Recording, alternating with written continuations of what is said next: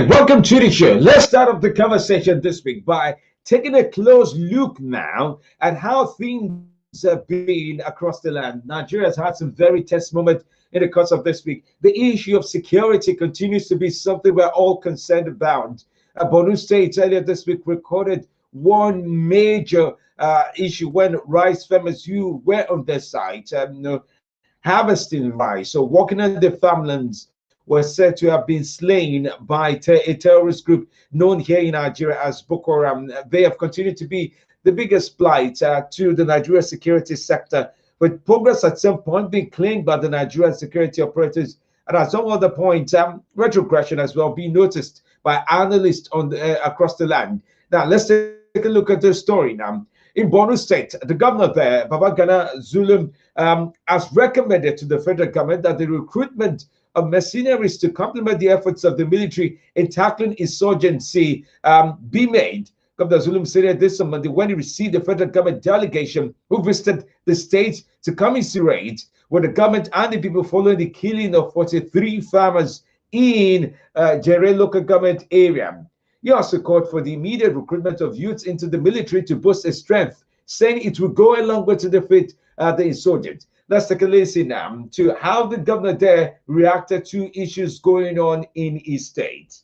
One of our recommendations is to ensure immediate recruitment of our youths into the military and paramilitary to supplement the effort of the Nigerian military. Our second recommendation is to ensure the engagement of the services of our neighbors, especially the government of Chad, the government of Cameroon, and the government of Niger, in clearing the remnants of the insurgents in the shores of the Lake Chad and in Mandarashi. Our third recommendation is for him to engage the services of mercenaries to clear the service agreement. You see that last part where he talked about mercenaries? It did stir up a new debate. Some say it's a good idea.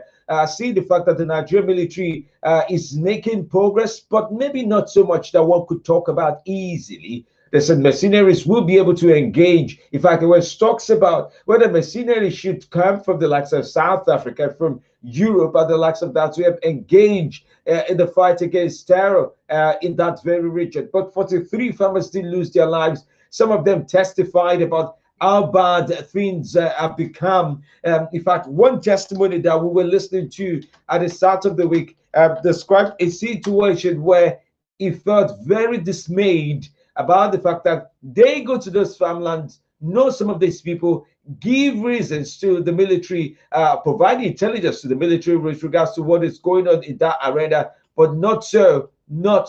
They say action is usually not taken quick enough or well enough with regards to that. And that brought about new set of debate about how available the military has been taking serious the issue of the information provided. Meanwhile, Major General Neche, who is the spokesperson for the military during the week, also confirmed that, well, some of this information is not as credible or not coming forth as willingly they will want them to come forth in that regard. So there's so much issues building up in that sequence of the conversation.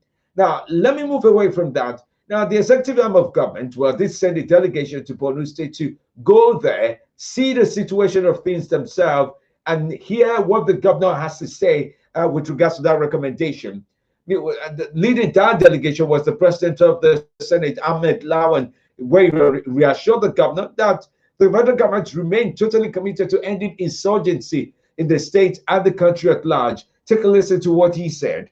Your Excellency, Mr. President wants to assure you and the people of Borno State of his continuous commitment to fighting insurgency in Nigeria, particularly in Borno State. He asks us to assure you that no efforts will be spared. Government will do everything and anything until it wins the fight against insurgency in Borno State particularly.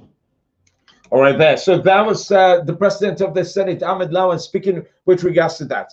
Now, still following through, some other people joined this delegation in making that visit to Borno State. The chief of staff to the president, Professor Ibrahim Gambari, was there. The minister of the FCT, Mohamed Bello, did visit as well. Communications and Digital Economy Minister, that's Ali Patami, Minister of State for Agriculture, Mustafa Shehuri, was also present.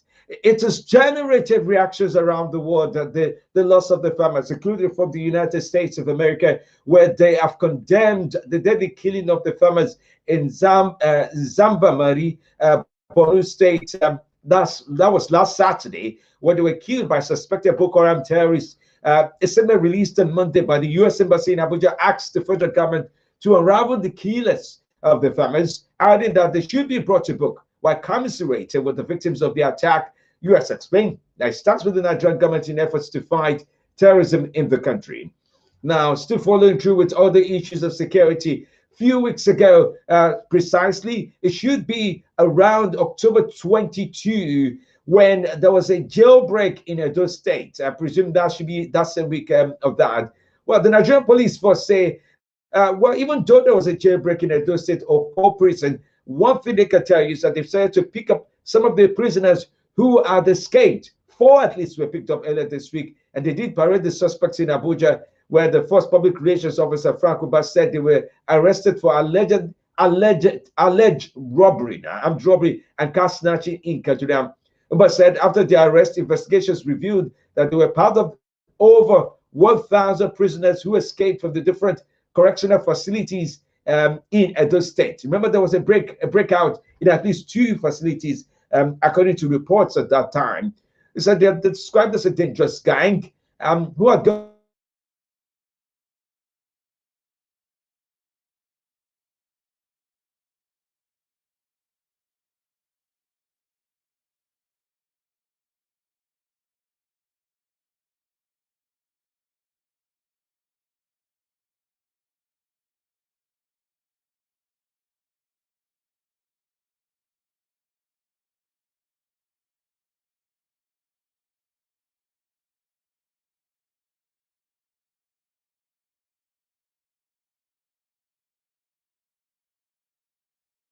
the operation. The troops also rescued 39 other people kidnapped by the bandits traveling from Sokoto State to Onitsha in Anambra State. Moving on now. Well, the federal government has inaugurated the Ministerial Committee on Provisions of Health Insurance for the Retirees and Elderly in Nigeria. Well, speaking during the inauguration in Abuja, the Minister of Health, Osage Hanire, said the health insurance is really key, especially for the elderly people across the country. Take a listen to him. May be facing glaring health challenges over and beyond the wear and tear of aging and additional strain from financial challenges and psychosocial issues of adjusting to retirees' life, devoid of much of their company and age mates, their children who may have grown and left the house. The COVID-19 pandemic has made it obvious that about 60 to 80% of older persons do have pre-existing medical conditions requiring regular medication. Depending solely on the pension allowance that may be barely enough to meet basic household needs, they experience an extra burden that defeats the essence of tension, and they may now fall into depression. All right, that was the Minister of State. There's the Minister of Health now, not Minister of State. Minister of Health speaking with regards to that situation there, saying, well, insurance for the elderly will be good. Now, still talking about health now, the United Nations program on HIV and AIDS says no fewer than 1.6 million Nigerians have died of HIV/AIDS since the outbreak of the pandemic in 1985. Well, the country's rep now to Nigeria, that's the United Nations program on HIV and AIDS, Dr. Erasmus Mora, said that the candlelight memorial organized by people who died from the condition in Nigeria. Dr. Mora therefore expressed UN's determination to protect people living with the virus by providing financial assistance, drugs, food for communities. Many of you will remember that December 1 is celebrated, it's recognized, it's marked globally now every year as a measure of observance of people living with HIV/AIDS globally. And yes, much of the theme for the year 2020 has been ending the HIV/AIDS epidemic, resilience and impact. Moving on now, in Kano State, the House of Assembly has approved the request of the governor, Abdullahi Ganduje, to assess the 20 billion naira internet facility. Well, presenting that letter to the governor, presenting the request of the governor before plenary on Monday, the Speaker of the Assembly, Abdulaziz Garba Gafasa, said the governor is seeking the loan to cover financial liabilities occasioned by the COVID-19 pandemic in Nigeria. All right, well, these are just some of the stories that really did set off the week for us across the country, Nigeria. Now, of interest as well, let's take a look at this other set of stories. Let me mention some of them to you.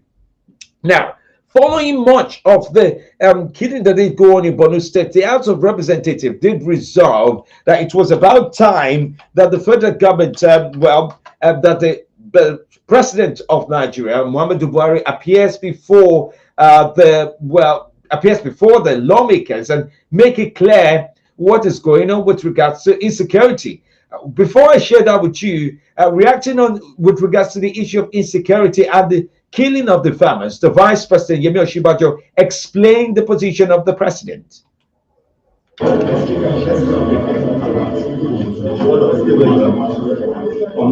sheer randomness of it, the fact that, as the president said, a group of people can act so insanely and in such a dastardly manner and kill innocent people, especially there are people who are going to their farms to work.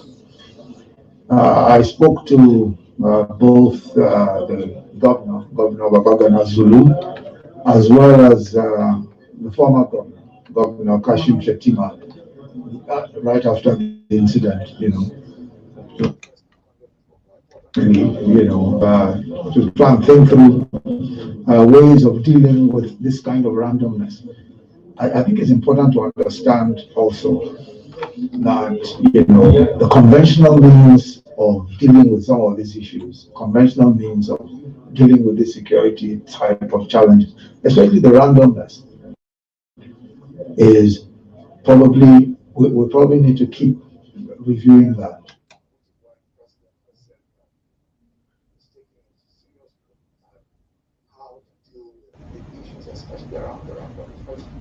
Okay, well, that was the Vice President there saying the President is taking a good look at the issue there, and we'll make an attempt to examine what needs to be done soon enough. But, well, some people have debated that he has continued to re-examine the issues over and over again. The service chiefs have continued to provide advice, action, and it's difficult to tell where things are, whether that's progress or retrogression, as the case may be. But that's a little bit from the Vice President there with regards to that. But debating on whether the president should appear before the House of Representatives earlier this week, it was an intense debate, and it concluded with some high points. But let me share with you a good portion of that debate. It's like a good cover of it that I do have is about 8 minutes. But when they concluded, it was the fact that the president should appear.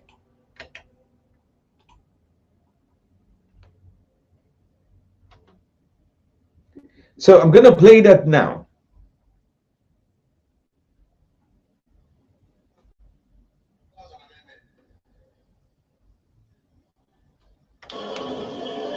Honorable Koko.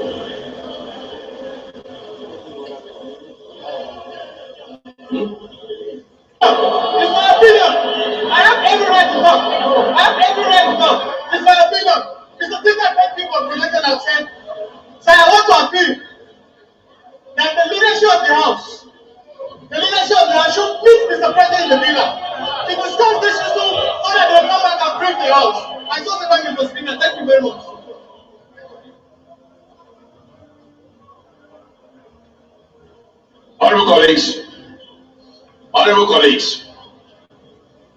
Honorable colleagues, I'm going to say this, and I'm going to say it on the floor. We will move to. I'm a little disappointed where my bold to say, well, a lot of these no's and shouting down there, where it's coming from. We all know, and I'm very disappointed. But for now, so we can resolve this matter amicably, because this is not the spirit with which we started this night assembly. It's not. It's not. And we will not start a division on any basis at this stage. So now I think I will just resolve to executive session and resolve this matter. And that was the Speaker of the House of Representatives concluding on that issue. They're saying, well, let's do an executive session and see how things go. But there was an intense debate building up. Some say, well, why don't you let just the leadership of the lawmakers meet with the president? Some say, no, let the president come meet with all the lawmakers and explain what is going on with the issue of security in the country. Concluding that session, the speaker did go meet the president, and the feedback was the president said he would appear before them, but no due date has been set in that regard. Still speaking about that, now the Senate, on the other hand, on Tuesday said any government that has failed in its constitutional mandate to protect lives and property of citizens has lost its legitimacy. Well, the lawmakers who spoke during a debate in plenary also stressed the need to relieve the security chiefs of their duties, saying they have outlived their usefulness, essentially. Well, this would have to be the perspective of Senators Ahmed Baba Keita and Ali Udume. Their excuses are no longer tenable, stressing that the strategies employed in combating Boko Haram is not yielding the desired results, despite the huge funds that have been spent over the years to end insurgency. Take a listen. If we allow this to go like this, let's be ready for another morning. And I totally believe the president is doing his own best. But then, doing your best is not enough when we cannot see the result on the ground. And this is what is happening. The more we give money, the more attacks we have. The bandits have audacity now because the ill-equipped soldiers that we have, they know. They deliberately come and start opening fire, and our soldiers will be counting their bullets.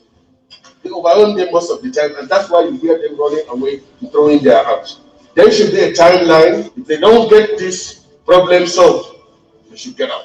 All right, that's the conclusion from that senator there with regards to whether the chief of the chief, or should I say the security chiefs right now, rather, should stay on. But that was Senator Ahmed Baba Keita and also Senator Ali Udume with regards to that. But then, presenting a motion on this issue, Senator Kashim Shettima said there's a harvest of killings in the Northeast, especially with the recent killings of 77 farmers out the weekend. Those were the numbers he shared. The nation move forward until the lives of every Nigerian is protected and secure. And the primary objective of government is security and protection of its citizens. Protecting the lives and property of citizens is the primary obligation of government, and any government that cannot discharge these basic obligations loses any iota of legitimacy. Well, that was that. So we're clear as regards to how we arrived at the president now having to appear before the Senate as well on that very issue. Moving away from security issues now, the Auto Gas Initiative, a program as we would call it, the National Gas Expansion Program, was launched earlier this week. December 1 was the launch date now. The program was aimed at deepening domestic usage of natural gas in its various forms. The president was speaking with regards to this at the presidential villa in Abuja. Said the program is in line with the administration's plan to make gas the first choice of cheaper and cleaner energy, which will attract investors and then lead to job creation. I've directed the Minister of State, the Group Managing Director of NNPC, and all managers of the Natural Gas Expansion Program to adopt a market-led approach in the implementation of their mandate. The program will focus on encouraging investments through the establishment of conducive and enabling environment in order to encourage and galvanize potential investors to get subsector of a resource-rich economy.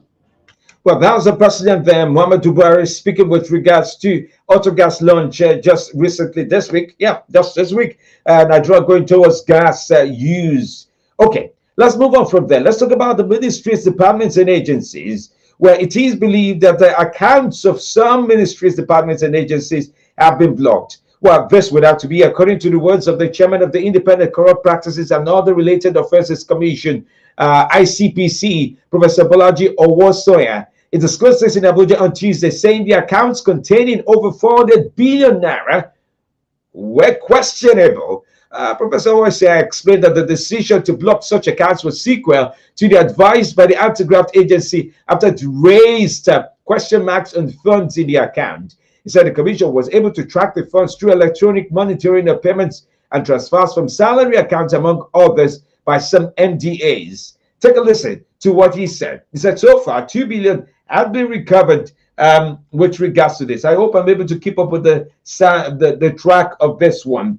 Well, just to conclude on this, he said they've recovered 2 billion in cash and other fiscal assets that relates to this. Oh no, looks like I can't seem to get a hold of the clip on that. But okay, moving on. So, President Muhammadu Buhari was also presiding this week on the 26th virtual Federal Executive Council meeting at the Council Chamber of the State House of Assembly. The likes of the Vice President Yemi Oshibajo, Secretary to the Government of the Federation, Chief of Staff was also there. National Security Advisor was also present. 11 ministers physically attended the meeting, while the head of service of the Federation, Dr. Folashade Yemiso, and other ministers were participating in the weekly council meeting from the various offices in Abuja. There was a meeting as such. Remember, Nigeria is in a recession at the moment. Some say it's one of the hardest ones that would bite in recent times. So there's need for meetings and resolutions that would help to keep things going at this time. So that did make up some of the odd stories that there are. Well, let's go for a break. After the break, there'll be more stories to share with you. This is The Brief with FemiDlive. Stay with me. I'll be back after now. Liking news, trust me, I can prove it.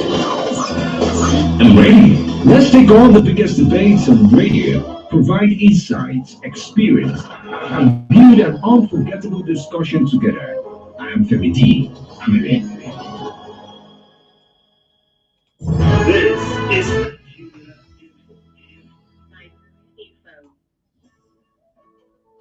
Would you like to easily buy airtime, data, top up your electricity token, pay for new meter, renew your cable TV subscription, and pay other bills easily without storage and touch? Yes, you can do all these and more with Remita.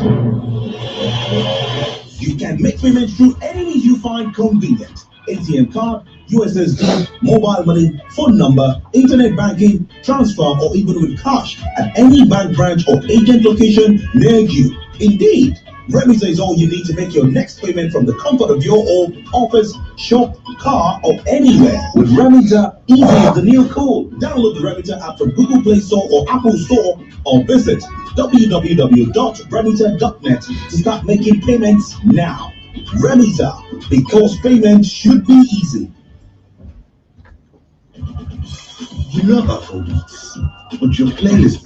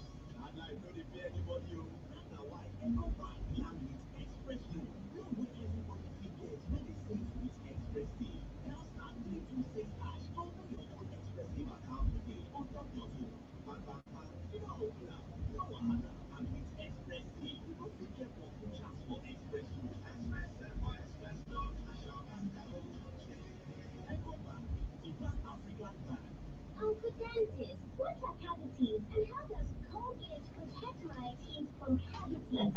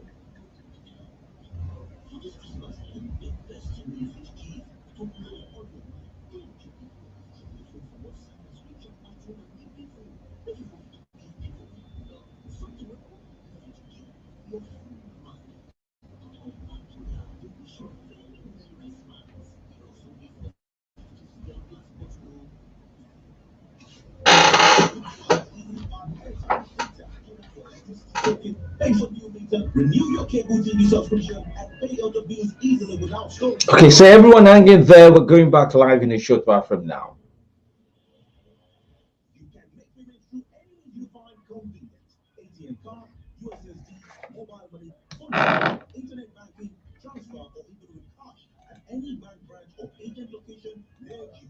Indeed, Remita is all you need to make your next payment from the comfort of your home, office, shop, car, or anywhere. With Remita, easy is the new cool. Download the Remita app from Google Play Store or Apple Store or visit www.remita.net.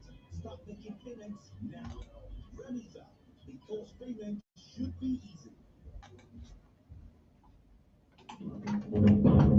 A great talk show unravels your thinking, makes you stop to listen, engages you in a debate of opinions. I believe this man knows what he's doing. He is a Nigerian. And ultimately brings you to the king of talk radio, FemiDlive.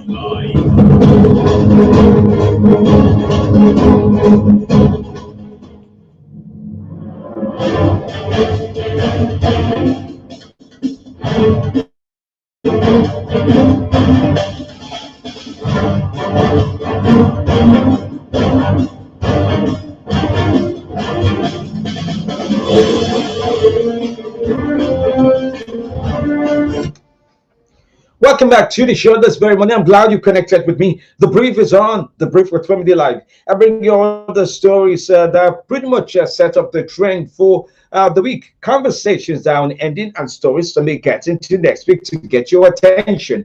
And I'm live at this point in time. For those who follow me on Twitter, well, you know, at FemiDlive, Facebook, all my platforms are at FemiDlive. So feel free to keep up with some of these stories as we have them there. I'm streaming live at the moment. Okay, so let's get back into some big story now. So President Muhammadu Buhari agreed to address the House of Representatives on the state of insecurity in the country. Well, addressing this situation, Femi Gbajabiamila, who is the Speaker of the House of Representatives, confirmed the development on Wednesday, said a date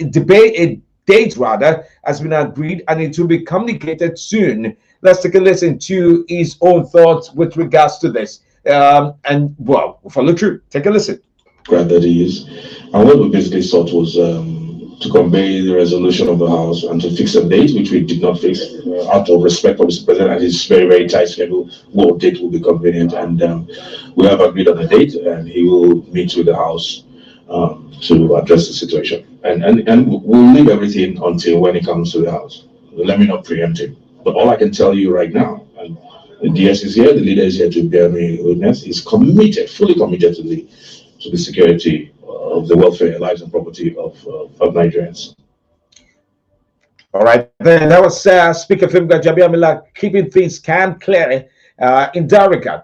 Okay, moving on now. There are other issues that there are. Well, the Chief of Army Staff, Lieutenant General Tukur Buratai, says there's a likelihood of terrorism persisting in Nigeria for another 20 years. He was quoted on his Facebook post saying that there was a general misunderstanding of what insurgency and terrorism entails. He however called for collective action and responsibility in containing the lingering insecurity. Guess what? That did get quite a number of people talking, and yes, talking they were with regards to this as well. Also, there was also that moment yesterday where the information that was put up by the one of the spokesperson for Operation Lafayette Dole did confirm that the soldiers were unhappy, and well, the armies were unhappy with residents in some of those communities where they believe information being shared was not truthful enough to be acted upon. And they said because of this, communities in these areas who harbor terrorists may get to see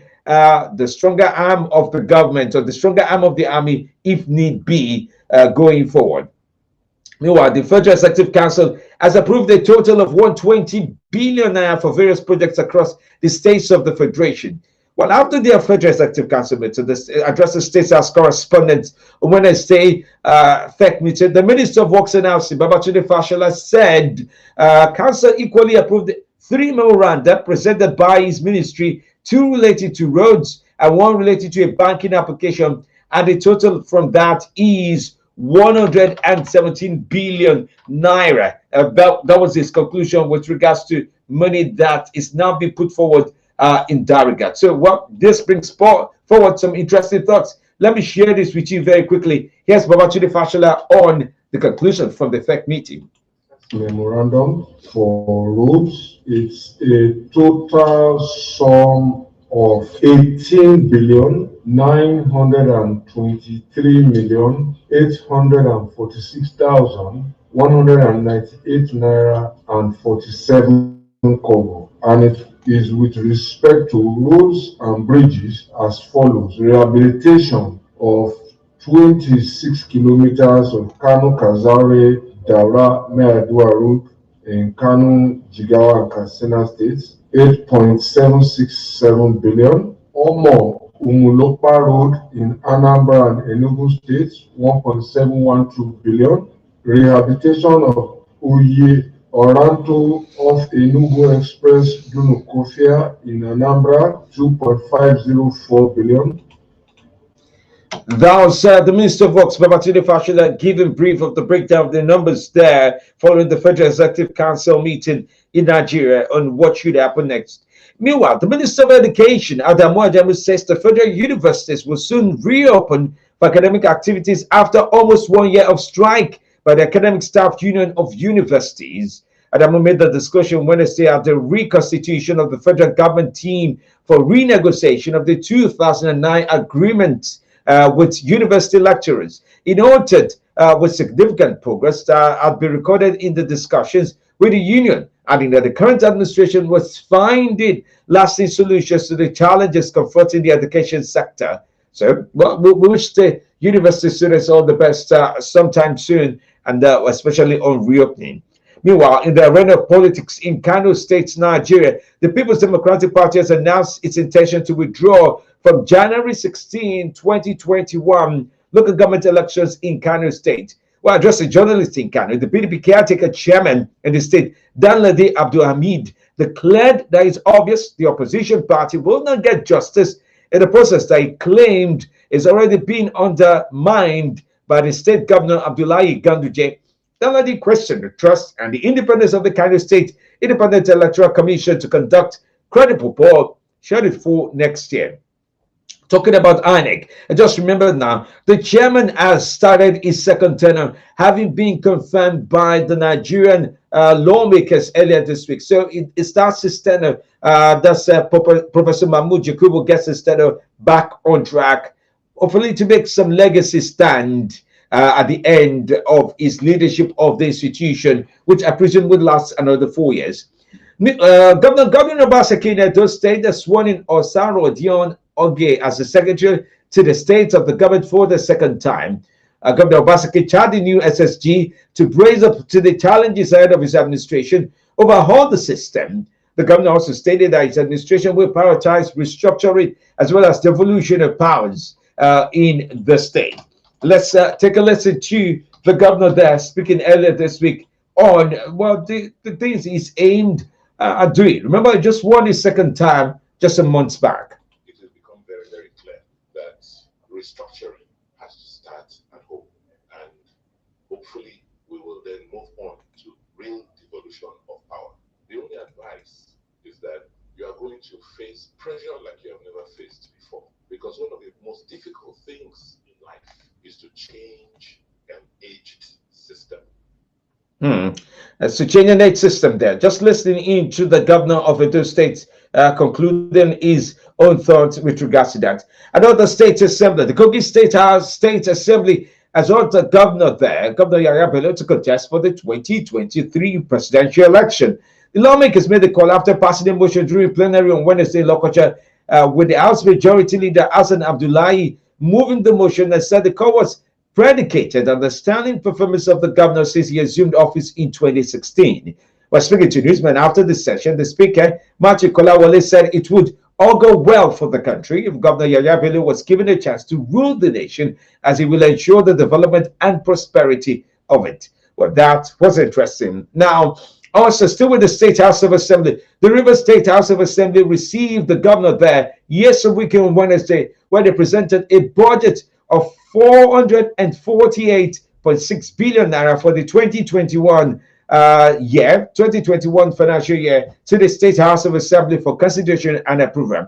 While presenting the appropriation bill tagged Budget of Recovery and Consolidation, Governor Wike said 448.6 billion naira proposed for 2021 represented 20% increase over the 2020 revised budget. The budget is earmarked 306 billion naira for capital expenditure, 143 billion naira for recurrent expenditure. Wike explained that the capital budget will be deployed for economic growth and social progress by targeting and prioritizing investments. Now, moving on from there, talking about the Nigerian budget, what the financial bill for the year 2021 has passed first and second reading on the floor of the Senate. The bill was transmitted by President Muhammadu Buhari to seek to reduce import levy on bus, tractors, and other motor vehicles as well. Well, during plenary on Wednesday, Senate Majority Leader Senator Yaya Abdullahi said a special consideration should be given to the bill because of its importance to the economy. And in his debate, Senator Abdullahi said legislation will provide fiscal relief for taxpayers by reducing the applicable minimum tax rate for 2 consecutive years of assessment. All right, well, that concludes that. Okay, I'm looking at the time. Let me also say this to you, that the Court of Appeal sitting in Abuja on Friday has upheld the death penalty imposed on Miriam Sanda for stabbing her husband to death. The court dismissed her appeal and upheld the judgment of an FCTI court, which sentenced her to death by hanging for the murder of her husband, Biliam Minu Bello. Well, Justice Stephen Ada held the court, said the court is doing its duty and is bound by its duty to do justice according to the law without sentiments. Justice Yusuf Aliyu of an FCTI court at the earlier sentenced Sanda in January, saying that the circumstantial evidence proved that she fatally stabbed her husband to death in Abuja. And upon her conviction, Sanda approached the appellate court in Abuja to set aside the verdict with regards to that very occasion. But looks like the court says, no matter what, things will go in that certain vein. Now, also of interest is that an appeal court sitting in Owerri on Friday disqualified Ifeanyi Ararume of the All Progressive Congress from participating in Saturday's Imo North senatorial by-election. The court also ordered the Independent National Electoral Commission to immediately replace Ararume's name with Frank Ibiazim in that regard. So you find out quite interesting development there for the election that was due to take place soon enough. But the five-man party headed by Justice Uchechukwu Oyemenam noted that November 6th, Judgment of the Federal Court in Owerri, which earlier declared Ararume as the authentic candidate, has no jurisdiction to entertain the matter. Ibiazim will now contest with 13 others on Saturday to represent Imo North in the senatorial matter. Now, of interest is, Mena was escaping through Niger. That's talking about the former I'm trying to remember his job title now, but well, he was sworn in. It should be Presidential Task Force. I'm trying to remember his responsibility now, the name of the job that Mina was holding. I'm sure somebody would help you out with that. But well, he was safely guarded, recovered in Niger, brought back to Abuja. Now he's being remanded in Kuje prison, and well, he's seen how life is there. He felt really broken in the law court yesterday as that declaration was being made. And one of his lawyers had withdrawn from the case, seeing the fact that he said he was not being paid, and at the same time that his candidate could not be located before now, and felt his practice was being exposed. Take a listen to some summary around that for you. Mr. Abdul Rashid Abdullahi Maina is brought back Nigeria, and we are acting under the instruction of the Inspector General of Police, whom the other law enforcement agencies applied to him. And that's that on that. Meanwhile, let me throw in one foreign story. In Ivory Coast, former President there, Laurent Gbagbo, has been issued an Ivorian passport that would enable him to return home from exile. Well, he's been living in Belgium since he was acquitted last year of war crimes charged at the International Criminal Court. Mr. Gbagbo, who was given regular diplomatic passport, says he will return to Ivory Coast this month. Well, it's not clear what he will do once he returns, but he's been a vocal critic of the president there, Alassane Ouattara, who was recently elected for a controversial third time, sparking political violence. Meanwhile, also in our neighbors in Ghana, we'll be looking out to pick a new president come Monday. They'll be voting on Monday. We'll be looking at how they go about that in their various states to see how that verdict plays out eventually. Now, the Inspector General of Police, Mohammed Adamu, has directed the immediate investigation into a suit challenging the legality of state judicial panel of inquiry investigating the allegations against officers of the defunct Special Anti-Robbery Squad. Let me back off a little bit. So earlier this week, there was a legal practitioner who represented the police who filed a case before a federal high court in Abuja, asking that the state judicial panels be terminated in the investigation into the issues affecting SARS. But the Inspector General of Police here in Nigeria, was the boss here, says was not aware of the filing, and that the first legal officer is now being queried and may face further sanctions if found guilty in his acts now that he has gone ahead to file a case. However, as of yesterday, the police filed to withdraw such motion that was filed on their behalf, and it says a lot about who knows what is going on and what is being concluded in that regard. So much is of interest in that regard as well, to keep up with that. Now, reacting to the recommendation of the governor of Borno State, Zulum, where he had explained that mercenaries should be able to assist the military in defeating Boko Haram insurgency in Nigeria. Well, the military thinks otherwise. The coordinator of the defense coordinator when it comes to media operations, Major General John Enenche, said security forces could not challenge the initiative, stressing that it was up to Nigerians and the government to contract a private army. But Major General Enenche said the military has no business debating the proposal and remains solely focused on fulfilling their mandate of protecting the country's territorial integrity. Now, this comes at a time where 43 rice farmers in Zamba Mari, Borno State, had been killed by insurgents last Saturday. All right, moving on. The families of people who lost their lives, the families of the rice farmers in Borno State who lost their lives, 48 families now, who are bereaved following the killing in the rice field. Well, a new fund has been shared to them. It's expected that they will get 600,000 naira from the Borno State government. The shared fund, which is now being allocated to those families, come out of a general purse of 20 million naira by the Northern Governors Forum and the Northeastern Development Commission, which provided 5 million naira. Other distribution was carried out on Thursday by the Borno State Commissioner for Youth and Sport, Saina Buba.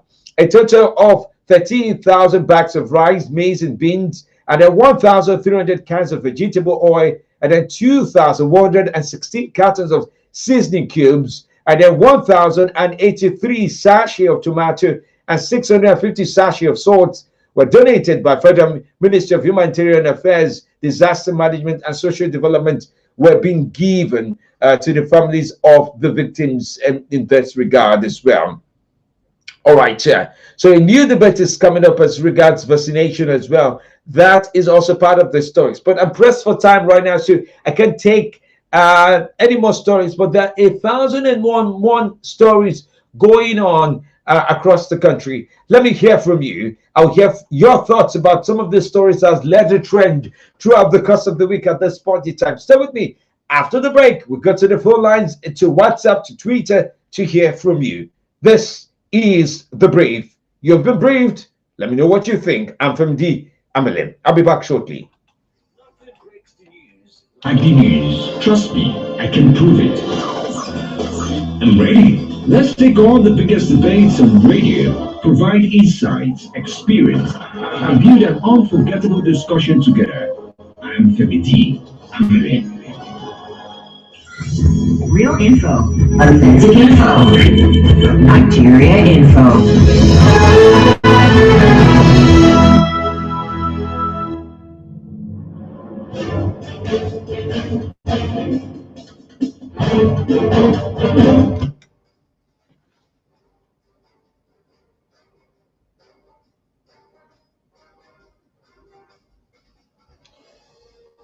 Many thanks for staying with me right here on Nigeria Info 95.1. Let's get on now. Let's listen to your thoughts about some of these issues. Some I could touch and some I could not take on because of time. But it's amazing just to hear from you, your thoughts. Let's take those thoughts on till at about 11:15, 11:20 before we break it off. Okay? So here are the numbers: 0946000951. You can also join me on 08031230293 and then 08095974869. You can write in on Telegram or WhatsApp. The platform remains the same on 08099930137. Follow me on Twitter. Send your tweets at FemiDlive and Nigerian Info ABJ. Any of them will do fine. I can keep up with what you're writing from that platform. Welcome to the show this morning. Hello, good morning to you. Hello, can you hear me? Good morning to you. Oh, there. Looks like that call. Yes, okay. Yes, good morning to you. Welcome to the show. Very well. What's your name? Okay, looks like the best of service is not happening with that very phone call there. Good morning to you. Welcome to the show. What's your name? All right, Mustafa, let's hear from you. Mr. Senenge, I just want to hello you this morning. I just got this number. I'm a first-time caller. Oh, wow. So good to know that. Yeah. But I don't know the actual quality of discussion or not. You don't know, hear about this morning. Wow. Thank you so much for your kind words, my dear friend. Keep listening, okay, and participating, okay? Thank you so much. Okay, super grateful to you. Great job, sir.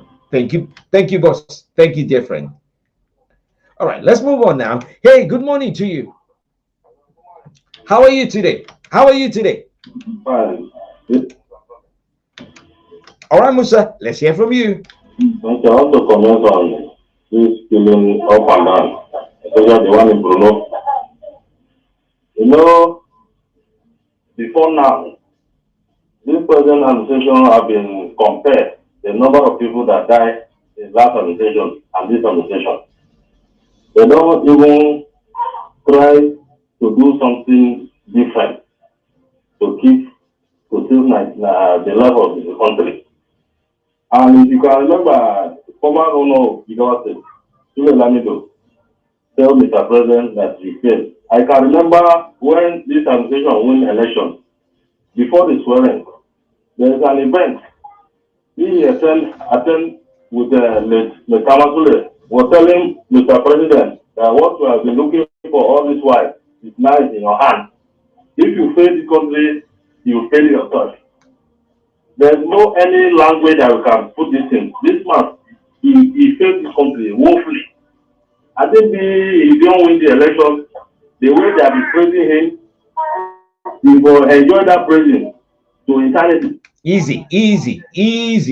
We don't take such thoughts, my brother. Just say what you have to say. Don't go abusive or very degrading. I don't like that, please. I don't take that on my show. Speak clearly. Don't be abusive or degrading. Being degrading takes away the intelligence of your contribution. Okay. Still taking on more calls at this time, okay? Hello, good morning to you. Wow, what's going on with my phone line? Still get fried. Hello, good morning. Hello. Yes, good morning. How are you today? All right, Godwin, go on. Okay. So quickly, one thing we have not understood is that the job of being a military personnel, like the chief of the army, that job should be a hot seat.